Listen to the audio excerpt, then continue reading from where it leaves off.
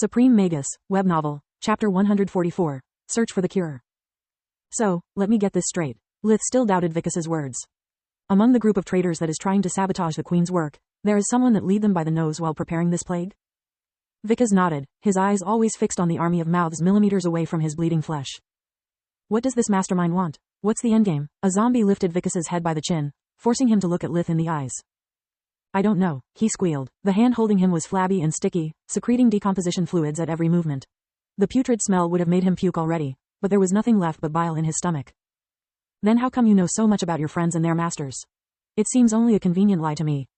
Vicus exploded into a feverish laughter. The dreadful experience he was living, being captured, tortured and allegedly infected, had already pushed him to the brink of insanity. Lith's naivety seemed to be the proverbial straw that broke the camel's back. Ha, ha, ha, gods, how could my liege believe that someone so stupid could find a cure? He must be an idiot too. We're dead, we are all dead. Lith tried to make him snap out of his hysteria, first with threats and then with slaps, but to no avail.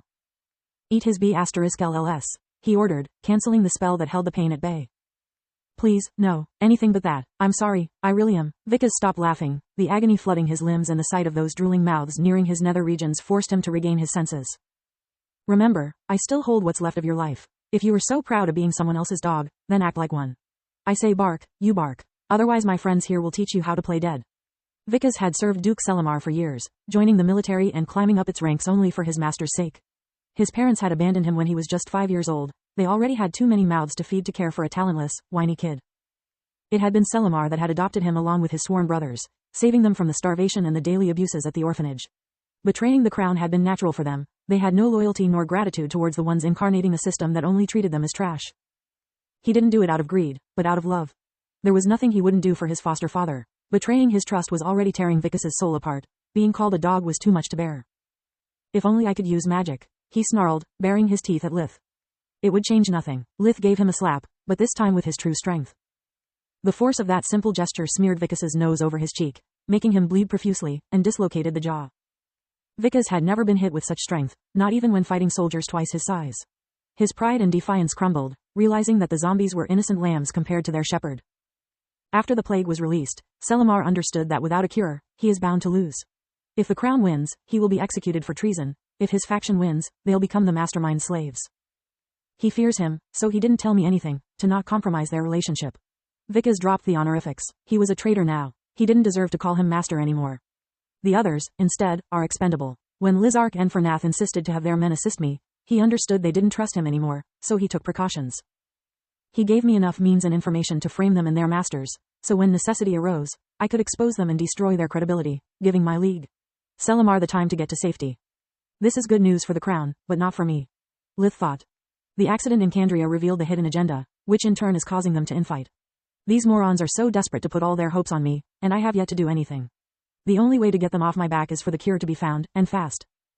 One last question. How could they know what happened and react so fast? How did you bypass the array?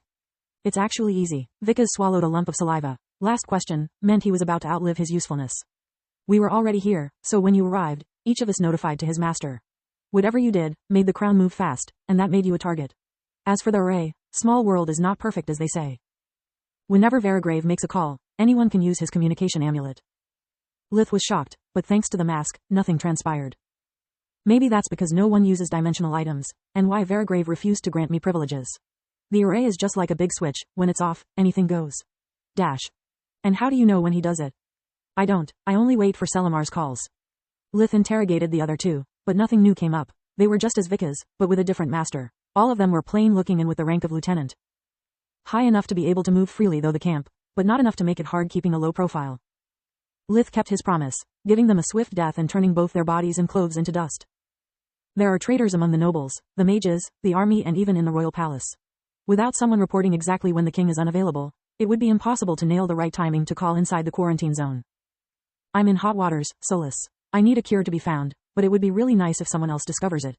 I'm already a magnet for troubles. What about those 3 we now know about? Will you expose them? How could I possibly explain where did I get such information? And even if there was a way, it would paint an even bigger target on my back. The smartest thing to do is not overstepping my boundaries as healer. Soon their disappearance will get noticed, and by searching their possessions Varigrave will find the evidence on his own. Dash. Lith sent all the corpses back to their shelves, setting them free from his necromancy spell before going to search for a surgeon. Thanks to the authority his rank as plague doctor conferred him, everything went smoothly. No one questioned his orders, they only obeyed. Lith had preserved the corpse of the man with the split leg, untouched by darkness magic, because it was the only one he knew where to look for the parasites. The body was moved to a safe zone, and after wearing full body scrubs made of white linen, the surgeon cut it open following Lith's instructions. Even with life vision, Lith wasn't able to find any traces of the parasites or the eggs he clearly remembered they had laid all around the body. It seems they are unable to survive without the host. Yesterday this man was a living colony, and now nothing. That would explain how they managed to escape detection so far. The surgeon pondered. These parasites are almost invisible to diagnostic spells when the patient is alive, and after his death, the autopsy can't find any foreign body. Lith took several tissue samples, sending them to the alchemist to be analyzed. Before developing a proper cure, he needed to know if at the moment of their death the creatures released toxins harmful for the patient. The answer came in quickly. As he expected, the tissues presented a foreign substance, but it was an unknown one. It was impossible to tell what effects it could have in a living body, since its concentration in the remains was barely detectable. Collecting and using it for experimentation was impossible. Cursing Hatorn's name and her ingenuity, Lith went to Verigrave asking for a live subject. Based on the information acquired today, I have a theory about the cure. It's unlikely to succeed, high risk and potentially deadly, yet I'd like to try it out. Even if it fails, I can gain invaluable data from it. What are the odds of success? Verigrave's hand subconsciously caressed his last will contained in the breast pocket of the uniform. Barely 15%. Considering the difference in talent and experience between Hatorn and himself, Lith felt it was still an optimistic estimate. I like these numbers. Let's do it.